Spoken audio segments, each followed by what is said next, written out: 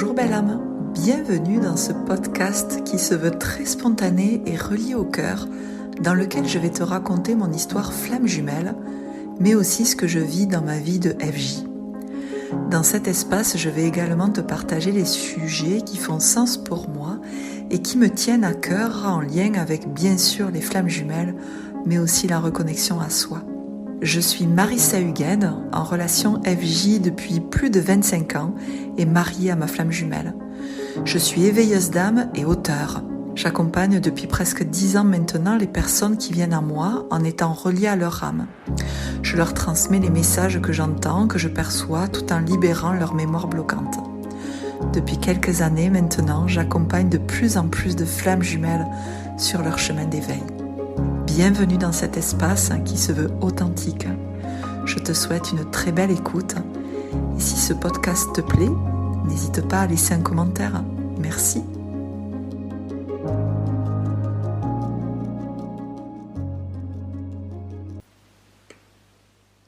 Bonjour belle âme.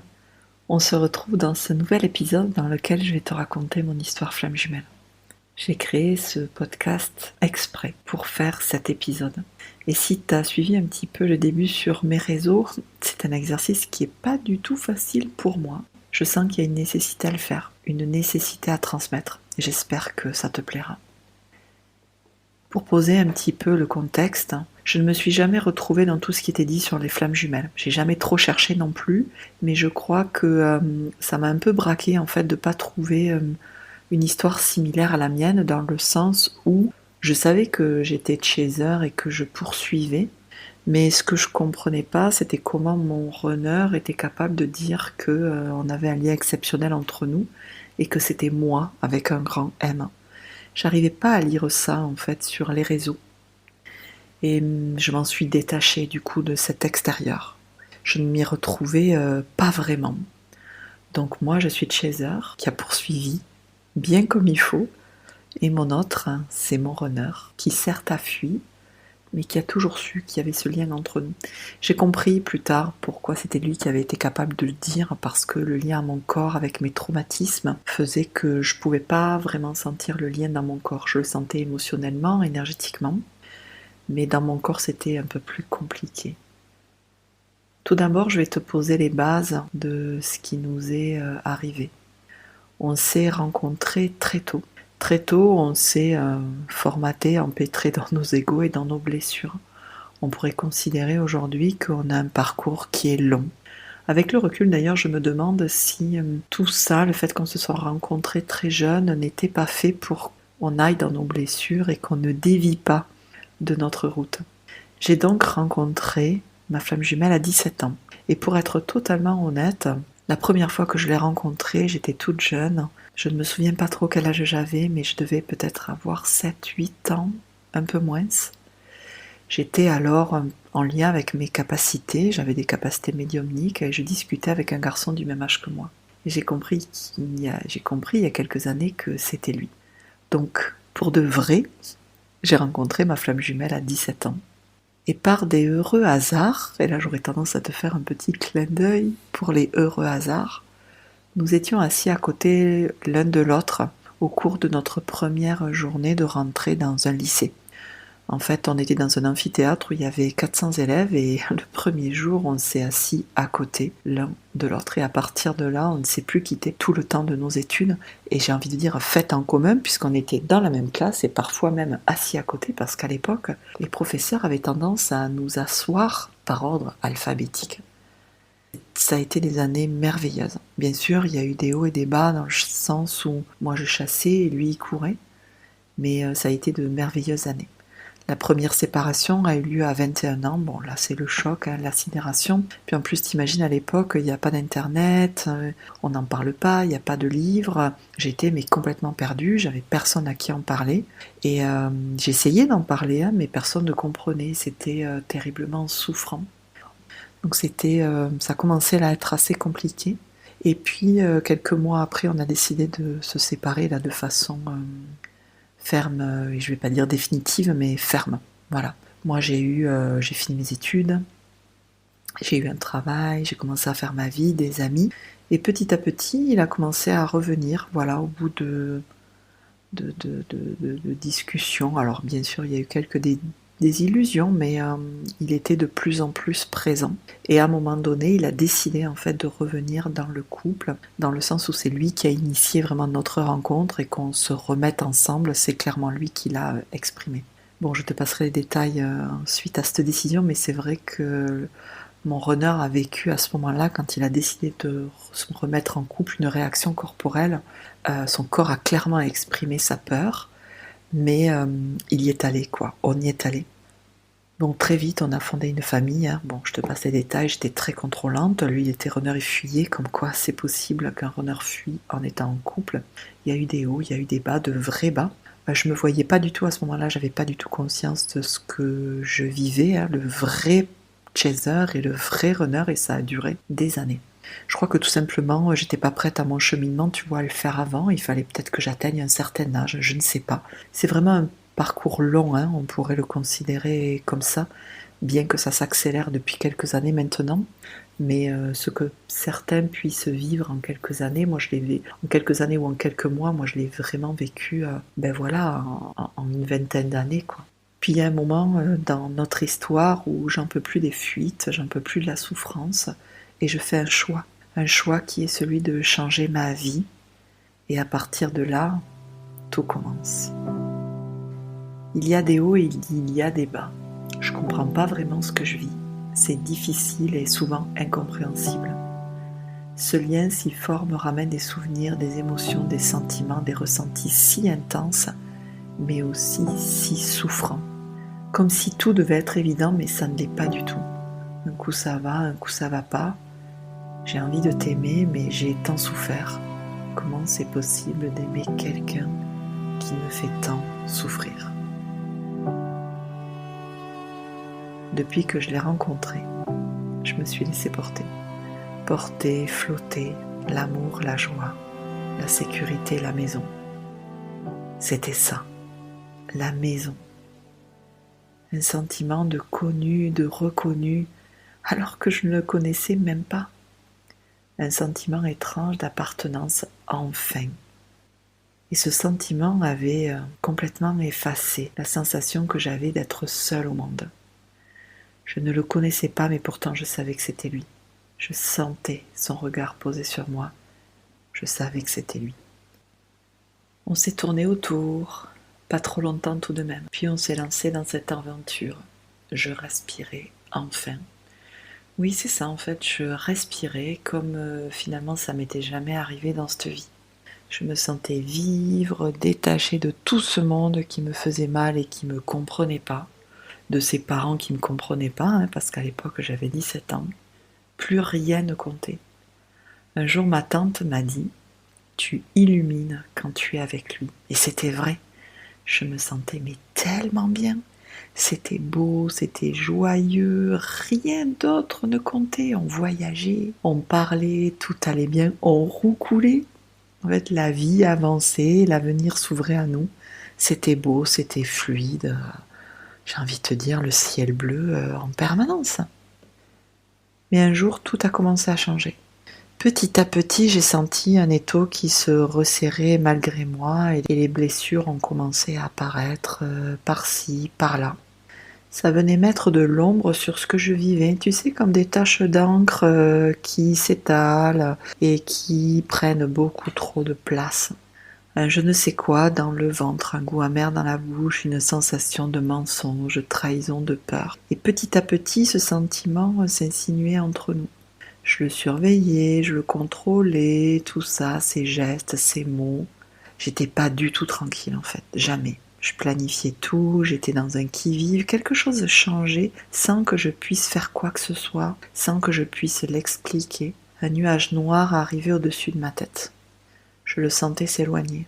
Là, il y avait un sentiment d'urgence, de peur, je voulais contrôler, mais j'y arrivais pas. Je me sentais en panique.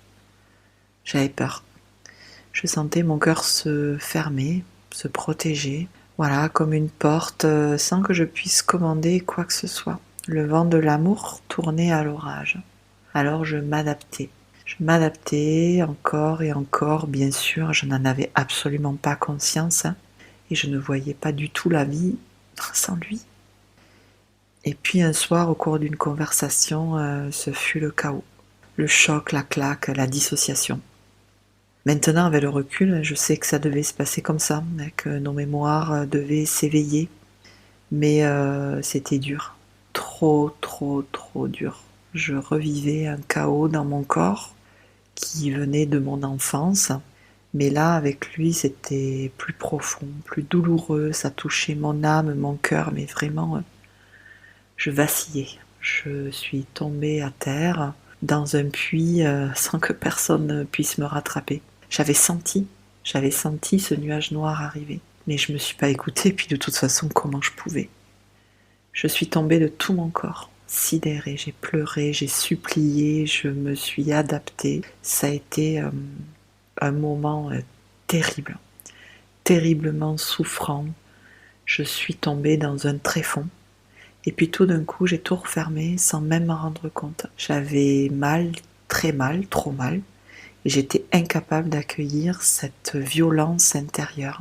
J'étais abasourdie dans l'incompréhension. Le soleil laissait place aux nuages, à l'orage. Pourquoi? Pourquoi je vivais ça? Je ne comprenais pas du tout ce qui se passait, alors qu'on venait de passer des mois, des années en étant heureux. Et là, je suis partie dans l'obsession. Il était dans mes pensées, mais tout le temps, il prenait toute la place. Comment le faire revenir à mes côtés? Quel serait mon stratagème? Je ne comprenais pas ce que je vivais, je me disais mais en fait c'est pas possible, c'est un cauchemar là, je vais me réveiller. Et le choc en fait, cette dissociation fut tellement grand que je l'ai enfoui en moi. J'ai enfoui en moi cette colère, cette tristesse et j'en ai parlé à personne. J'ai essayé mais ça n'a pas fonctionné donc voilà, j'en ai parlé à personne et ça a été terrible. Et ce que je ne savais pas à l'époque, c'est que pendant plus de 25 ans, j'allais ressentir cette colère envers lui, envers moi. À cause de ça, j'allais avoir du mal à l'aimer, à m'aimer. J'allais me rendre fautive, coupable, responsable. J'allais me montrer contrôlante, fuyante, mais aussi totalement adaptée à lui. En fait, à ce moment-là, j'avais complètement renoncé à moi. Et je vais renoncer à moi pendant des années. Et à cette époque, donc après ce choc, on se voyait tous les jours, puisqu'on était encore dans nos études ensemble. Et j'ai alors commencé mon chemin d'exode. Lui revenait vers moi comme si de rien n'était. Moi, je me réouvrais, bien évidemment, avide de ce lien, avide de cet amour. C'était une drogue. Je faisais tout pour qu'il reste là, à mes côtés, à me choisir. Je le regardais sans cesse, je guettais ses gestes, je supposais ses paroles, je devenais complètement folle. Mais malgré ses allées-venues, malgré mes adaptations, mes supplications, rien n'y faisait. J'avais toujours mal et il n'y avait pas vraiment d'engagement, quelque chose était cassé. Ça a duré des mois. Et puis un jour, ce fut la séparation. Presque d'un commun accord, en fait, pour être honnête, je m'en souviens plus trop. J'ai comme capitulé alors que tout criait en moi la déchirure. Je ne pouvais pas l'oublier, mais comment faire finalement pour pas couper? On était malheureux tous les deux, à la fois malheureux d'être ensemble et à la fois dans l'incapacité de faire sans l'autre. Donc j'ai commencé ma vie, voilà. J'ai passé mon diplôme et j'ai eu un travail, commencé à avoir des amis.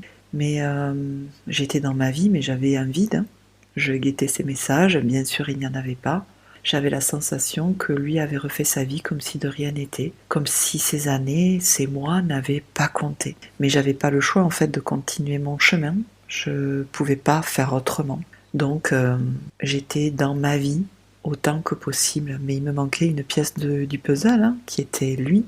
Et comment je pouvais m'ouvrir à la vie, comment je pouvais m'ouvrir aux autres, j'y arrivais pas.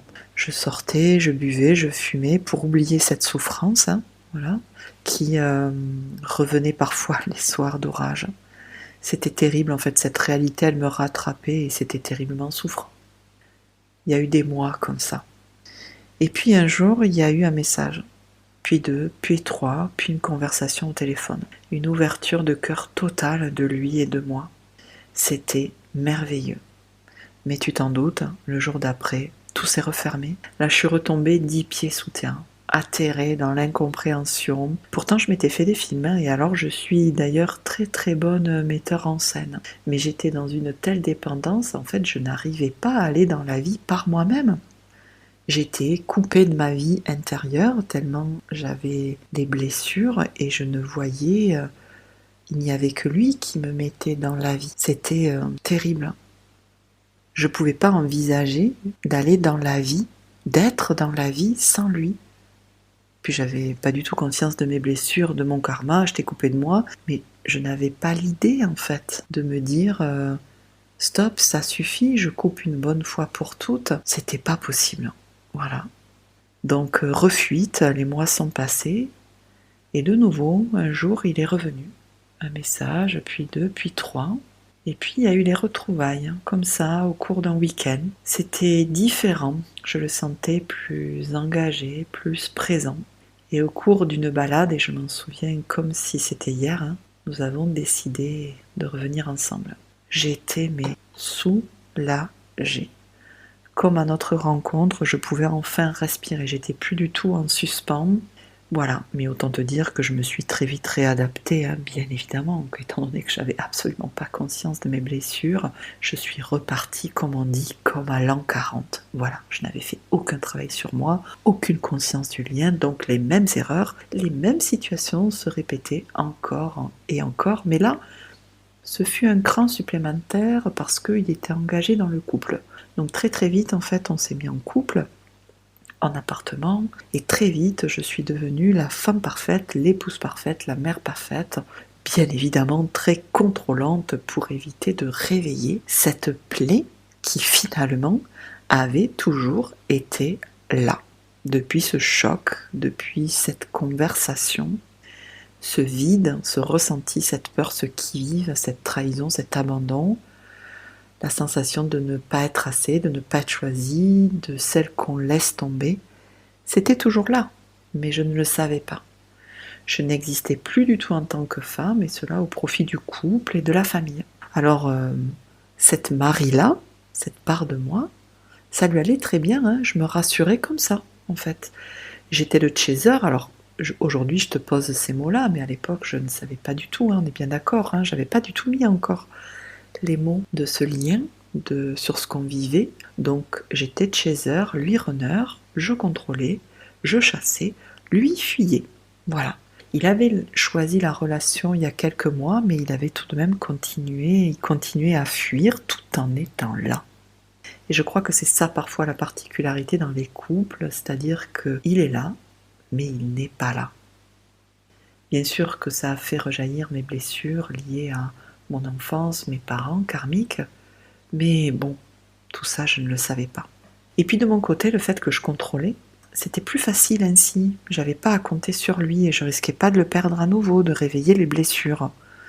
J'étais dans le contrôle le plus total, dans l'indépendance. Je n'avais besoin de personne et puis ça m'évitait de demander de l'aide, de m'exprimer et ainsi, j'évitais tout conflit. Je me plaçais en femme forte, donc pas du tout vulnérable. J'évitais ainsi de me confronter à ma trahison et en fait de pouvoir le perdre du jour au lendemain. Et je t'avoue que je m'en suis voulu quand même pendant un certain temps d'avoir tout géré, tout fait presque comme une marionnette qui ne demande qu'à être aimée. Et en plus, ça ne marchait jamais, hein. Je ne me sentais pas aimée, tu te doutes bien. Mais je ne pouvais pas à ce moment-là faire autrement. C'est comme ça qu'on m'avait appris, c'était comme ça mes codes, c'était l'autre d'abord, c'était la famille d'abord et moi en dernier. C'était comme ça que je me ressentais. J'ai compris aussi à présent, tu vois, ce que mon autre a vécu. Il était complètement dans ses peurs, dans son besoin de liberté, il se sentait pas du tout à la hauteur de ce que moi j'imposais, parce que j'avais trop d'attentes. Trop de demandes de ma part. C'était comme si je criais sans cesse « Sécurise-moi, sois là pour moi, reste avec moi !» Mais c'était pas du tout son rôle. C'était pas son rôle de me sécuriser. C'est en fait, c'était un cercle vicieux entre nous où lui était dans ses peurs, il se sentait pas du tout à la hauteur et il fuyait et moi j'allais essayer de le rattraper sans cesse de par le contrôle où je lui renvoyais t'es pas assez bien, sois là pour moi, tel que moi je veux. Donc les torts étaient complètement, ils sont toujours partagés, Mais c'était tellement plus facile, tu vois, à un moment donné, de se poser comme victime. Il m'a fallu un certain temps pour le voir ça, que je lui demandais de me sécuriser. Donc, je continuais notre vie de couple en me plaçant en sacrifice. Je gérais tout toute seule et lui fuyait. Je souffrais tellement et j'avais pas du tout conscience, en fait, que je me mettais toute seule dans cette position. J'étais infernale en souffrance et parfois j'avais des colères mais incontrôlées qui, bien sûr, insécurisaient tout le monde. Et un jour, parce que moi je continuais mon contrôle, et pour ça, je l'en remercie parce que mon autre a quand même cette faculté de dire les choses quand ça n'allait pas, voilà. Et c'est en ça que je ne me retrouvais pas, tu vois, dans des histoires que d'autres flammes jumelles pouvaient raconter. C'est que moi, un jour, ma flamme jumelle, elle a posé son veto.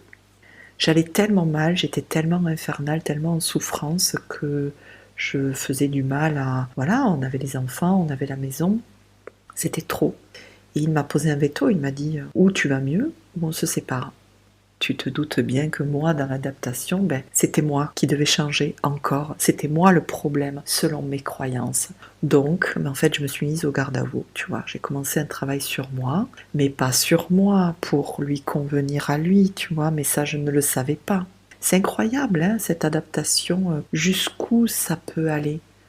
En fait, je m'adaptais jusqu'à faire un travail sur moi pour éviter de le perdre. J'ai pas su voir ma souffrance par moi-même. Je continuais à être l'épouse et la mère parfaite. C'était hyper toxique. Mais tu sais, aujourd'hui, je lui dis merci du cadeau. Merci. Parce que sans ces mots qui ont été difficiles pour moi, sans ce veto, sans ce choix, en fait, je ne serais peut-être pas là aujourd'hui. Alors oui, au début, ce chemin de travail personnel, je l'ai fait pour lui plaire, pour aller mieux, pour qu'il reste à mes côtés, pour que je reste celle qu'il veut, même si quand même au fond je voulais aller mieux, parce que j'étais en souffrance, ça allait pas du tout dans mon travail, et j'en pouvais plus. Mais je voulais aussi et surtout que ça aille mieux entre nous.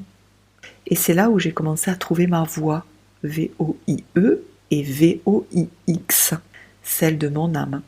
Et tu vois, on le dit bien que le runner ne fait que révéler, peut-être qu'il n'en a pas conscience, il n'en a pas eu conscience, mais c'est lui quelque part qui m'a mis le pied à l'étrier. Et souvent les runners, ils ont cette capacité de dire des phrases qu'ils comprennent peut-être pas toujours, mais que le chaser comprend après que le runner avait raison. Et donc j'ai commencé à faire ce travail sur moi. Ça a commencé d'abord par la sophrologie. Ça a été douloureux, ça n'a pas été évident, mais ça a été tellement libérateur. Je revoyais la lumière du jour et pour moi, je voyais ce qui se passait dans mon quotidien. Je voyais mes adaptations, je voyais mes manques, je voyais ma colère par rapport à mes parents.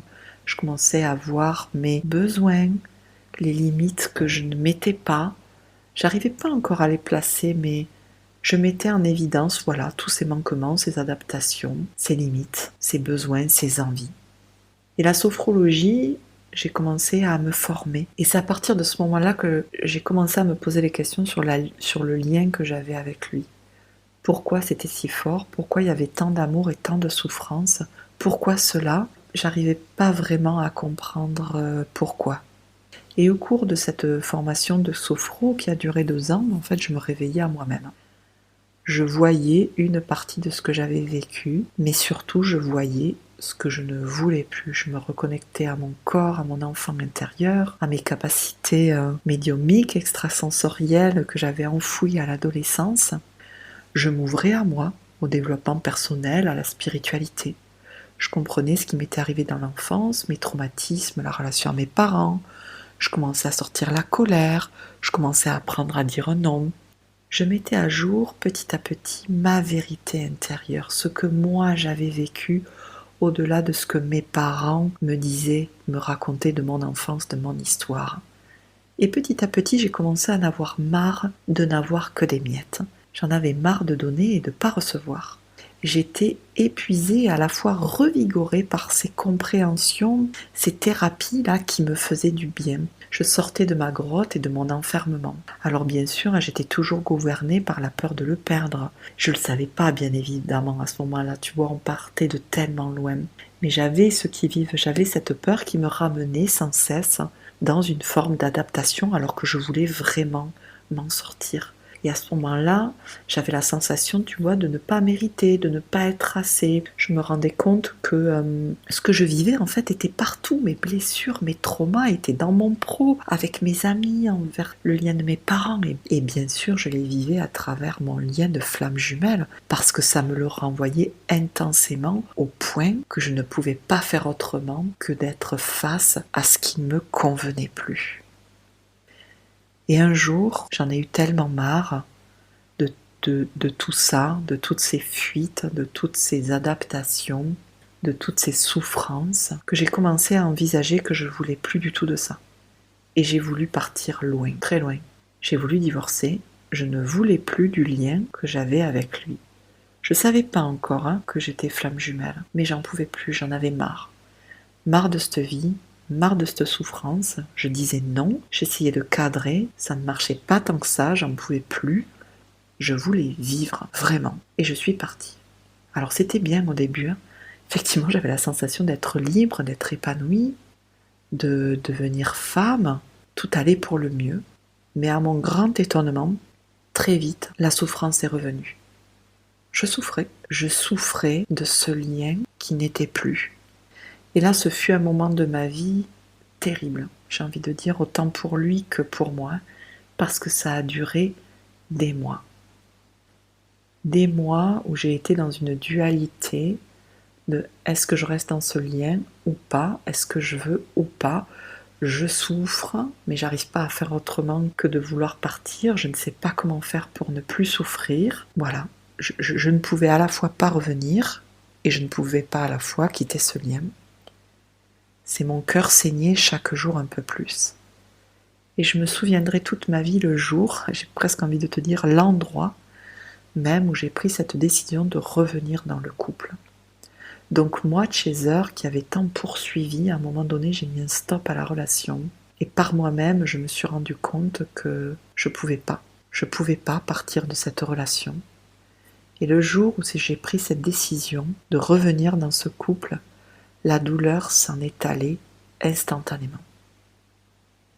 Je n'avais plus de souffrance, plus dans mon émotionnel, plus dans mon corps. Je sentais mon âme apaisée le jour et la nuit. Alors ça n'a pas été facile après, bien sûr que je me suis réadaptée. J'avais tellement peur de le perdre à nouveau et puis j'avais la sensation que j'allais être punie pour cette liberté que j'avais osé prendre. Comment j'avais pu être dans la vie sans lui? Ça allait loin, c'est aller vraiment dans des loyautés extrêmement profondes. La blessure de trahison. J'avais la sensation de l'avoir trahi parce que moi j'étais dans la vie et pas lui. Je m'en suis voulu, vraiment. Mais petit à petit, j'ai su ce que j'avais vécu. Mais il y avait vraiment quelque chose qui avait changé en moi. Je ne voulais plus être victime, je ne voulais plus être soumise. Certes, je revenais dans le couple, mais pas comme avant. Bon, je ne le savais pas à l'époque, que je devais accepter le lien en moi, mais que j'aurais dû cadrer davantage la relation. Mais bon, voilà, ça devait se passer comme ça. Ça paraît un peu fou là ce que je vais te dire en le disant, mais je me rends compte que voilà, tout ça je l'ai vécu et sans même savoir le lien qu'on avait, sans même une information de l'extérieur, parce que bon, à cette époque Internet existait, mais la vie m'a pas du tout amené flamme jumelle ou autre, donc ce lien karmique si intense, j'ai pas eu le choix, tu vois, de le vivre et finalement que de m'engager après toute cette souffrance. J'ai dû faire confiance, je pouvais pas faire autrement, tu vois. Et clairement, c'était peut-être pas plus mal que j'ai pas su ce qui allait m'arriver, parce que peut-être que si j'avais su, j'y serais pas allée, mais bon, j'avais pas le choix, voilà. Et je pouvais pas aller à l'encontre de mon âme, et je reste persuadée que ce choix que j'ai fait, de revenir dans le couple, c'était un nœud karmique au même titre que lui, quelques années auparavant, quand au cours d'une balade, un week-end, quand il est revenu dans le couple, quand il m'a dit on se remet en couple, je sais aussi que lui, il a dépassé un nœud karmique. Donc de toute façon, il fallait que j'y aille dans la relation, voilà, au-delà de ma peur. Et c'est ce qui fait sens pour moi dans les flammes jumelles, c'est que quand le couple est choisi, il faut aller au-delà de la peur, voilà, parce qu'il y en a toujours des peurs. Mais ça ne doit pas être elle qui guide la relation, surtout quand l'âme l'a décidé. C'est à un moment donné, on ne peut plus fuir, tu vois, ce qui a été décidé. Donc je me suis réengagée, certes réadaptée, et puis je continuais à faire mon travail sur moi et au cours d'un salon bien-être où j'allais pour me faire connaître en tant que sophrologue, puisque j'ai commencé mon activité en tant que sophrologue, j'ai compris en fait. Il y avait un stand Le Livre et j'ai vu un livre qui m'a sauté aux yeux et je l'ai acheté. En fait, là, j'ai compris ce que je vivais depuis des années. J'ai compris à ce moment-là que j'étais dans un lien de flamme jumelle, puisque c'était un livre qui parlait de flamme jumelle. Tout s'est éclairé. Mes souffrances, mes adaptations, l'effet miroir, ma poursuite, sa fuite, ma façon d'être, sa façon d'être, tout a pris sens. Et ça a été pour moi, mais une libération, un truc de dingue. Et à partir de là, en fait, tout s'est accéléré. Parce qu'en fait, jusqu'à présent, j'avais fait ce chemin toute seule, et là, je posais enfin une explication sur ce que je vivais depuis plus de 15 ans. Mais ce que je ne savais pas à ce moment-là, c'est que je posais des mots sur mon passé, mais que je ne savais pas forcément ce que j'allais devoir faire pour la suite, et honnêtement, à cette époque-là, je ne m'en suis même pas posé la question. Mais je comprenais pleinement ce que je vivais. Bon, les mois et les années qui ont suivi n'ont pas été faciles, hein, voilà.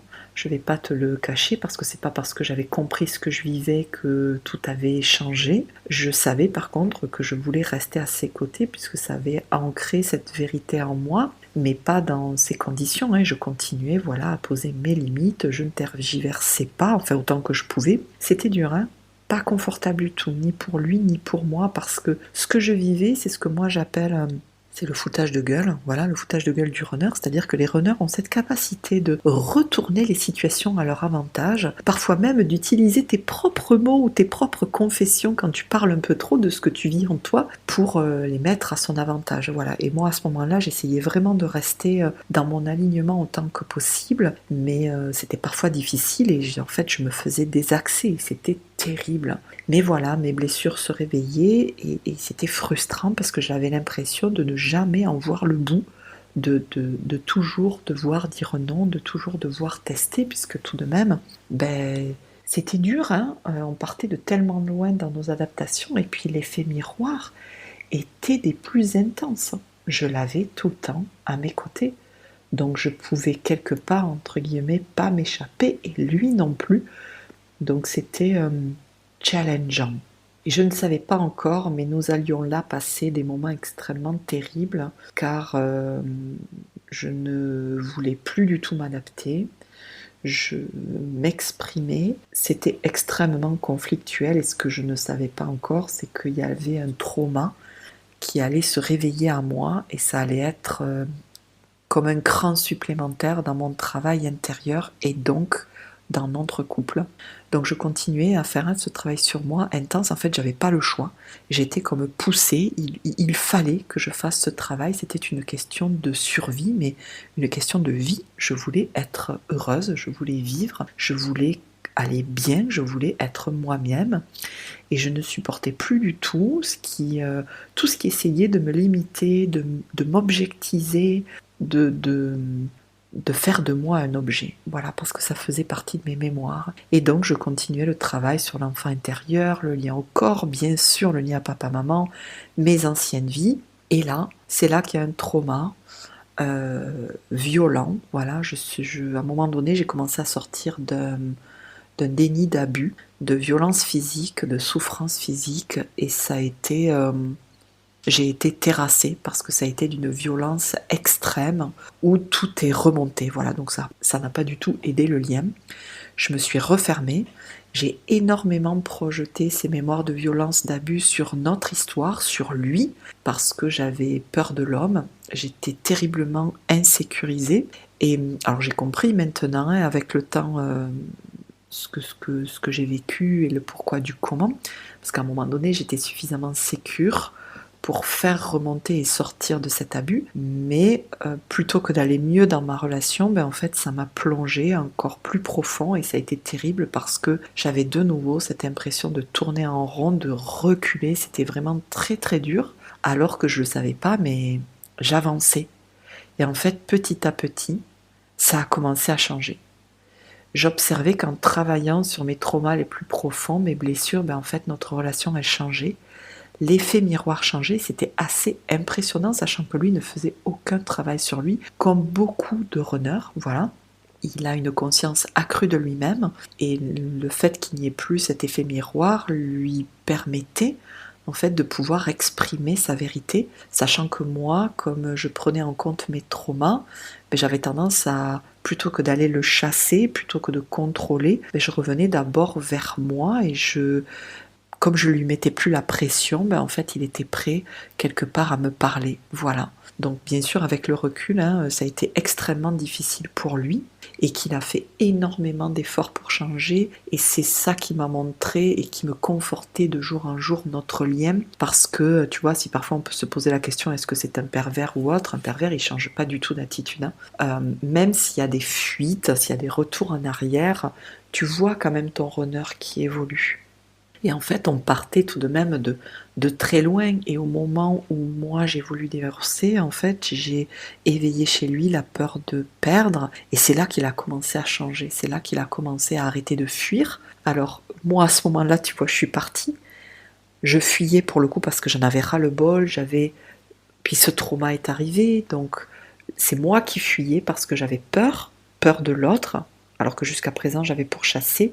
Et c'est lui qui, par peur de me perdre, a commencé à venir vers moi. Donc tu vois, c'est comme si on s'était inversé. Alors je suis pas du tout devenue runner parce que et lui n'est pas du tout devenu chaser. On a quand même ces bases, on avait ces bases de fuite et de poursuite. Mais il était là, et même si j'avais pu il y a quelques années dire oui à la relation, et je pense que c'est parce que j'ai dit oui à la relation que finalement ça a tenu, et ça m'a permis de faire ce travail sur moi si intense, si profondément.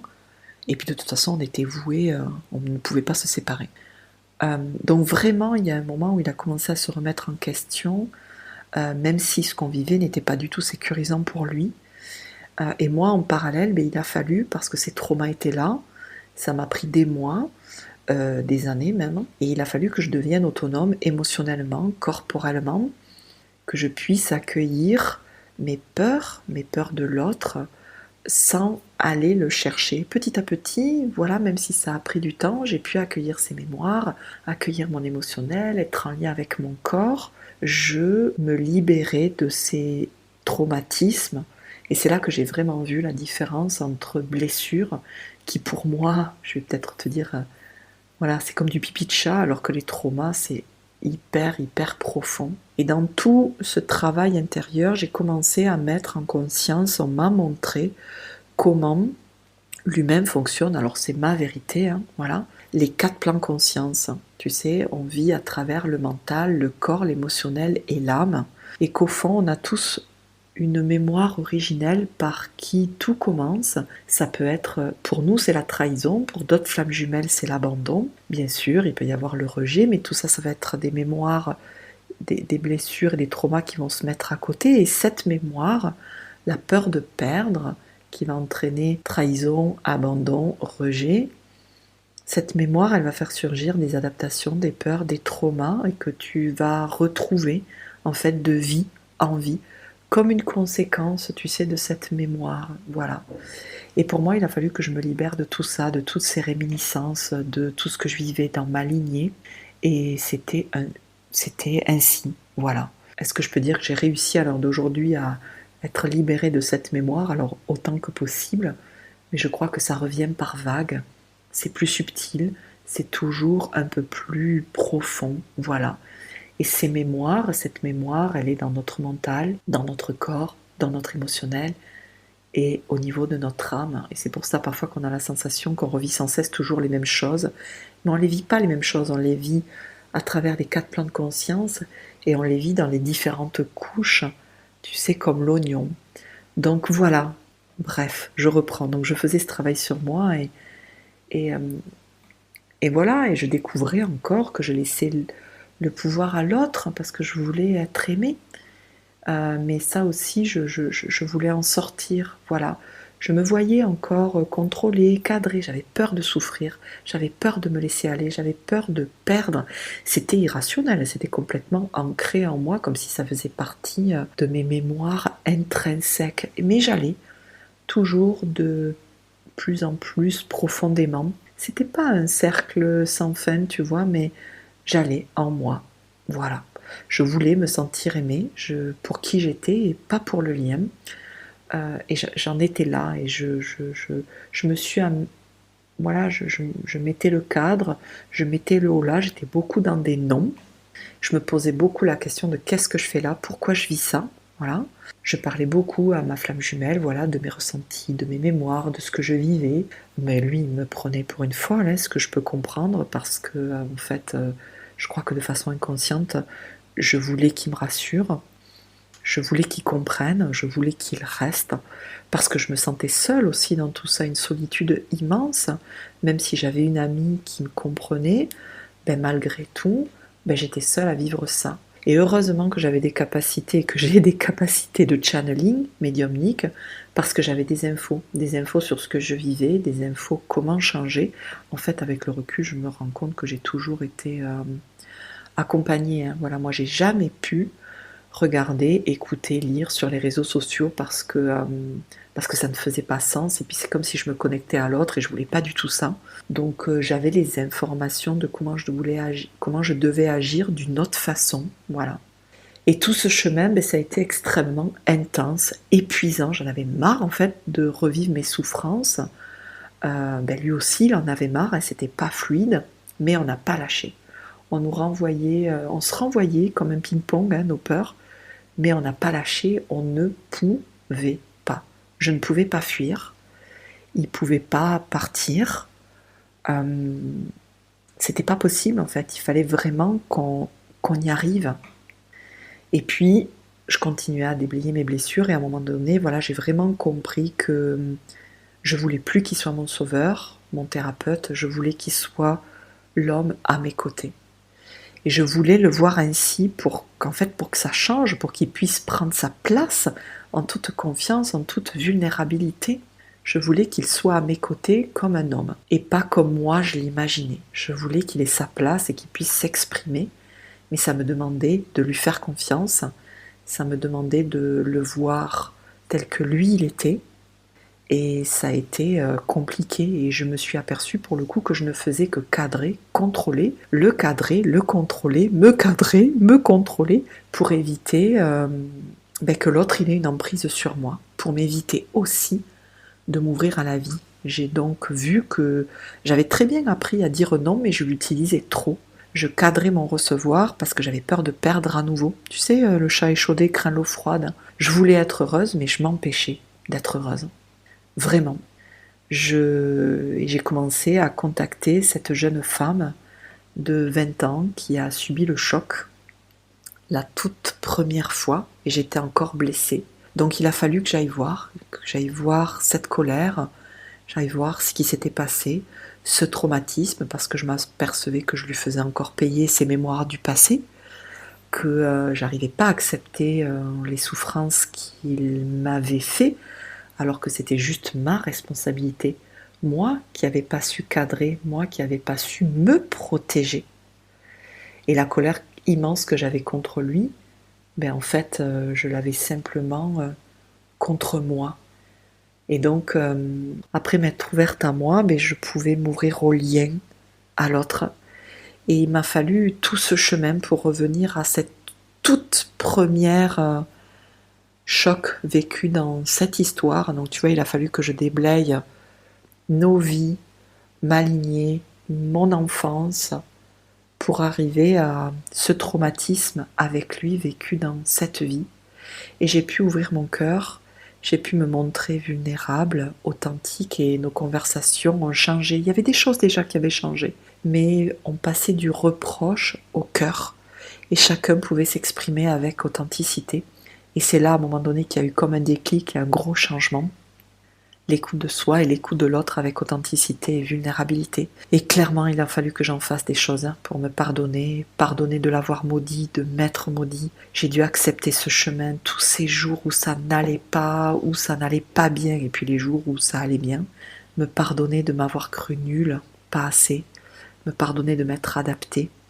Me pardonner de lui avoir fait mal. J'ai dû nettoyer de la magie noire, combler ma faille de trahison. J'ai appris à accepter ce qui s'était passé dans mon corps, à accueillir mes traumatismes, à me faire confiance, confiance à ma guidance, confiance aussi dans le fait que j'étais capable de m'impliquer dans ma vie seule, sans l'aval des autres, à croire en moi-même. J'ai dû accepter d'aller vers le beau, car une part de moi clairement le refusait. J'avais pas le choix en fait que de m'ouvrir à la vie. Et j'ai pas eu le choix à un moment donné que de laisser se passer, de pardonner pour pouvoir vraiment m'ouvrir à la vie qui était là. J'avais besoin de m'ouvrir à ma vérité et donc il faisait partie, il fait partie de ma vérité. Et finalement, je n'ai pas eu le choix que de m'ouvrir à l'amour, l'amour pour moi, l'amour pour l'autre, parce que je m'interdisais de le recevoir, cet amour, pensant que je ne le méritais pas. C'était cette blessure de trahison, tu vois, qui, comme voilée, fermait mon cœur. Je n'ai pas eu le choix, je devais arrêter de me trahir parce que mon corps me faisait mal. Donc un jour j'ai capitulé. J'ai ouvert mon cœur à cet amour qui était là, en moi. Cet amour dont je m'étais tellement dissociée parce qu'il m'avait fait mal. Voilà. Donc la vie de couple, c'est fait de la vie de couple FJ, mais la vie de couple tout court, il fait partie de haut et de bas.